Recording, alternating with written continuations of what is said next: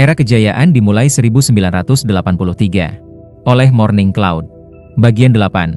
Kirim kabar baik.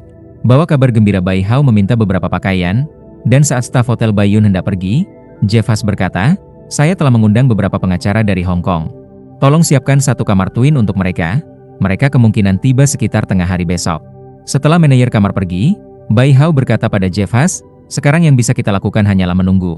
Menunggu apakah wakil kepala divisi pengadaan dari Forensic itu benar-benar melakukan seperti yang kamu curigai." Jeff Haas tampak sangat percaya diri. "Kalau aku bisa menyogok seseorang untuk menggali informasi tentangnya, aku yakin dia juga bisa." Istirahatlah, istirahat yang benar-benar baik. Apa isi peti kayu satunya lagi? Sebuah kejutan. Sebelum aku menunjukkannya padamu, aku masih perlu mempersiapkan beberapa hal. Aku rasa bahan-bahannya bisa kudapatkan di Yangcheng, mungkin bahkan di hotel ini, karena mereka punya restoran barat. Jeff Haas mengangguk. "Baiklah, sampai jumpa besok." Ia memang agak kelelahan.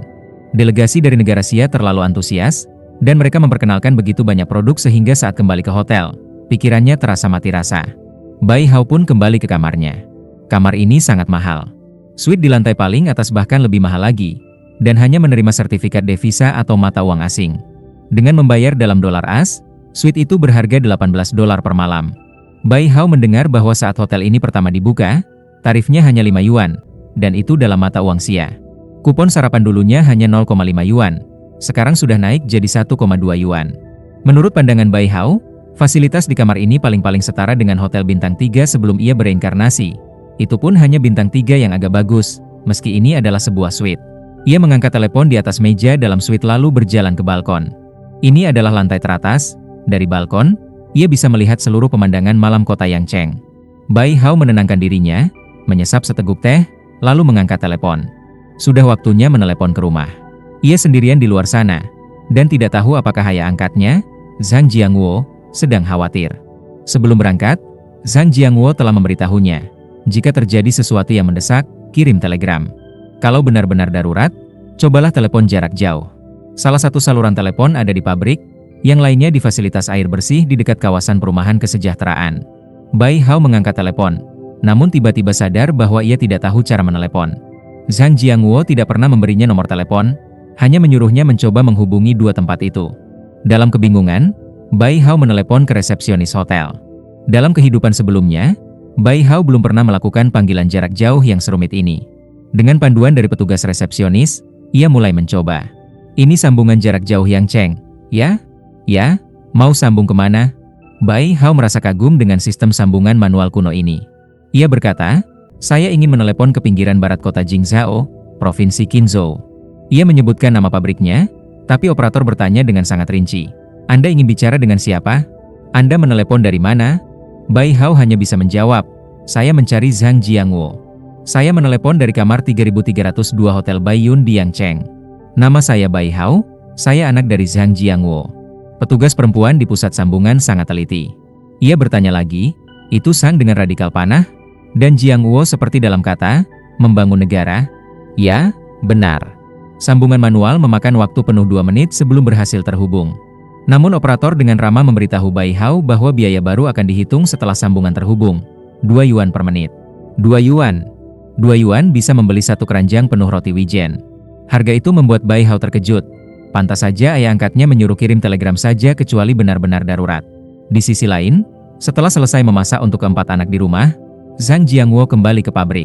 Pertama, untuk memikirkan cara menangani pekerjaan perbaikan dan pengolahan suku cadang baru, serta bagaimana membaginya ke masing-masing tim di pabrik. Kedua, ia berpikir kalau ada hal penting yang terjadi pada Bai Hao, dan jika telepon datang, ia bisa langsung menerimanya. Setelah operator memastikan bahwa benar Zhang Jiangwo yang dimaksud, sambungan pun akhirnya terhubung. "Ayah?" Bai Hao hanya mengucapkan satu kata itu. Zhang Jiangwo langsung tegang. Kau baik-baik saja?" Bai Hao tertawa. "Ayah, bukankah operator sudah bilang? Telepon ini dari Hotel Baiyun. Aku menginap di lantai paling atas. Semalam $18 AS.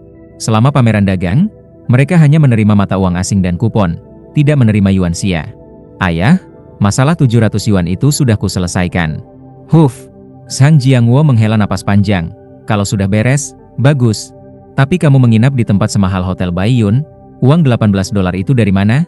"Jual paten." "Bukan semuanya, hanya setengah." Dapat $5.000 AS. Ayah, jangan marah, dan jangan bilang aku boros. Kalau mau berbisnis dengan orang Amerika, masa aku tinggal di losmen murahan 20 sen per malam? Mereka bisa meremehkanku. Jadi uang ini memang harus dikeluarkan.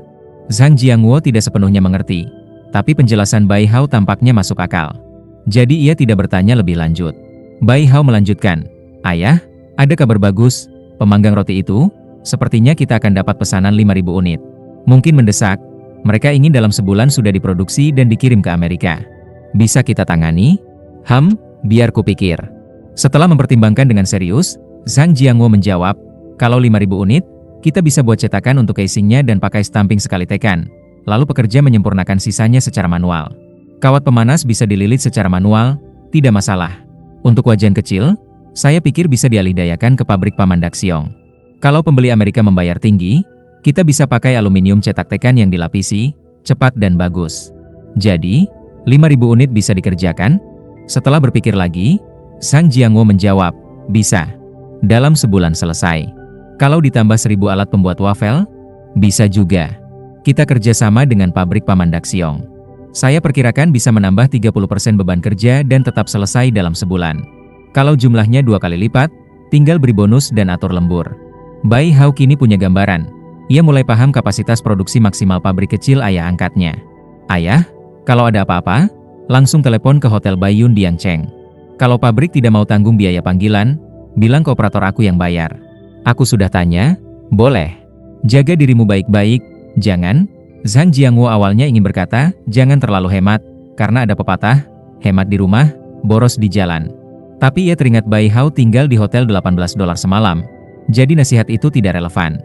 Maka ia mengubah ucapannya, "Jangan boros, simpan sedikit uang buat adikmu beli baju yang pantas. Dia sudah 17, dan belum punya baju yang bagus." "Baik, ayah. Oh ya, aku akan belikan ayah beberapa bungkus rokok Zonghua." "Sudah, tutup saja.